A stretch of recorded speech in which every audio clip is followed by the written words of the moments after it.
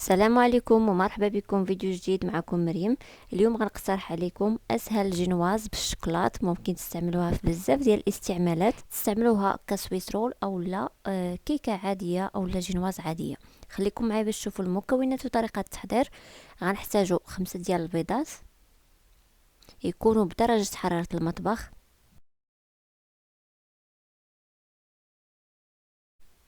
غادي نطربهم واحد شويه مع قبصه ديال الملح، وغادي نزيد كاس عنبه ديال السكر وكاس وربع عنبه ديال الدقيق، وعندنا نص كاس ديال الكاكاو والفاني. اول حاجه غنزيدها على البيض هي الفاني مع السكر والملحه. غادي نطرب البيض شويه، عاد غادي نضيف السكر تدريجيا. بالنسبه للملحه راني درتها في السكر، غادي نضيفها دابا.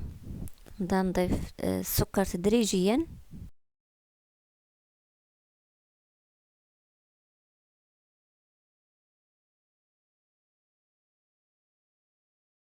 صافي، ملي نكمل الكميه ديال السكر غادي نزيد في السرعه ديال الطراب، وغادي نخلي البيض يتطرب تقريبا 10 دقائق حتى كيتضاعف الحجم ديالو ويتغير حتى اللون ديالو كيولي بيض. صافي كنتوقفوا باش غنضيفوا الكميه ديال الدقيق والكاكاو اللي عندنا. وبين ما يتطرب البيض غادي نغربل الدقيق مع الكاكاو.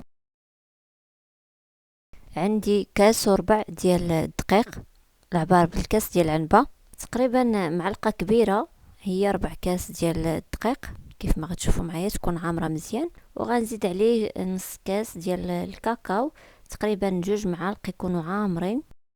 صافي غادي نغربلهم تقريبا 2 ديال المرات، المره الاولى هنايا في البول والمره الثانيه مباشره على الخليط ديال البيض.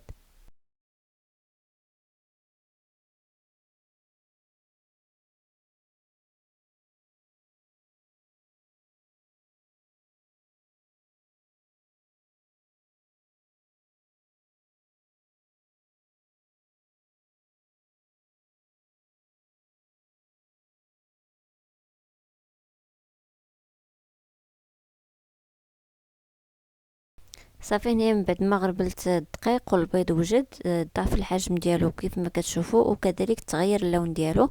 ضروري يكون بهذا القوام كيف ما كتشوفوا باش تنجح لكم الجينواز. صافي من بعد غناخد نصف الكميه ديال الدقيق، غادي نغربلها مباشره على البيض، وغادي نخلط بحركات دائريه وبشويه باش ما ننزلوش الهواء اللي دخلناه في البيض، بحركات كيف ما كتشوفوا دائريه من الاسفل للاعلى. هذه خطوه مهمه باش تنجح لنا الجينواز. نخلطوا حتى كتختفي الكميه الاولى، عاد باش كنضيفوا الكميه الثانيه.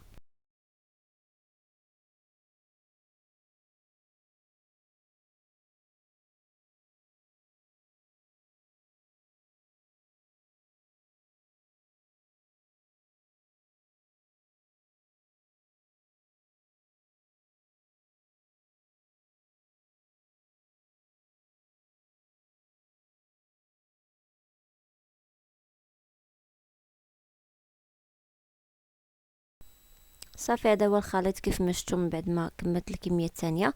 دابا غناخد صينيه الفرن اللي القياس ديالها 28 على 38 سنتيم، كنغلفها بورق الزبده وندير فيها الخليط بهذا الشكل هذا. كنحاول نوزعو على الصينيه كامله. وهاد الجينواز هذه ممكن تستعملوها يا اما سويس رول يا اما جينواز دائريه او لا مستطيله او لا حتى مربعه، على حساب كيفاش بغيتو الجينواز ديالكم.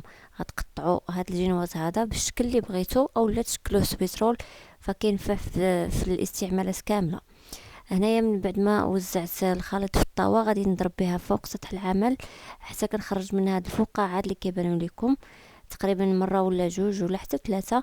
من بعد كندخلوها للفران اللي يكون مسخن على درجه حراره 180، كنخليوها تقريبا 10 دقائق كتكون واجده. الا بغيتو تستعملوها كجينواز عاديه كتخليوها حتى كتبرد عاد باش كتقطعوها على الشكل اللي بغيتو، ولا الا بغيتو تستعملوها كسويس رول فكتلويوها وهي مازال سخونه وتخليوها على جنب حتى كتحتاجوها.